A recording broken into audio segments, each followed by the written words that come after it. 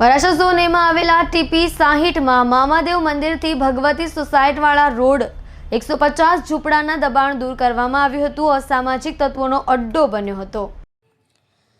Varachha zone એમાં mega ડિમોલિશનની કામગીરી આજે હાથ ધરવામાં આવી હતી. છેલ્લા ઘણા સમયથી મામાદેવ રોડ ઉપર અસામાજિક તત્વોએ આટલો જમાવી દીધો હતો, જેને દૂર કરવામાં સુરત મહાનગરપાલિકાને ભારે પરસેવો પડ્યો હતો.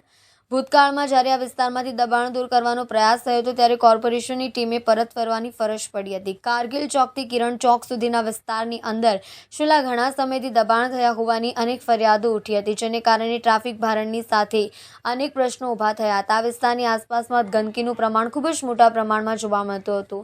વારંવાર લેખિતમાં આમ આદમી પાર્ટીના કોર્પોરેટરો અને સ્થાનિક ભાજપના કોર્પોરેટરો દ્વારા રજૂઆત કરવામાં આવી હતી, પરંતુ કેટલાક કારણોસર દબાણ દૂર થતું ન હતું.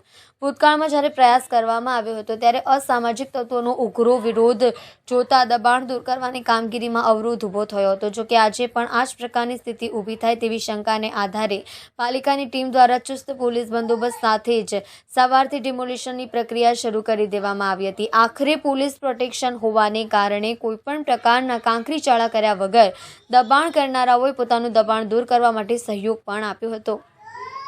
વરાછા ઝોન એના ડેપ્યુટી ઇજનેર કીર્તિ પટેલે જણાવ્યું હતું કે સ્થાનિક લોકોની વારંવાર ફરિયાદ હતી કે આ વિસ્તારની અંદર ગેરકાયદેસર રીતે દબાણ કરવામાં આવ્યું છે. અસામાજિક તત્વોનું ખૂબ મોટા પ્રમાણમાં વધી ગયું છે. અમારા દ્વારા પણ દબાણ દૂર કરવા માટેનો પ્રયાસ થતો હતો, પરંતુ તેમાં સફળ થયા ન હતા. જોકે આ વખતે કાપોદ્રા પોલીસ દ્વારા બંદોબસ્ત ફાળવવામાં આવતા રવિવાર હોવા છતાં પણ દબાણ દૂર કરવાની કામગીરી પૂર્ણ કરી દીધી છે.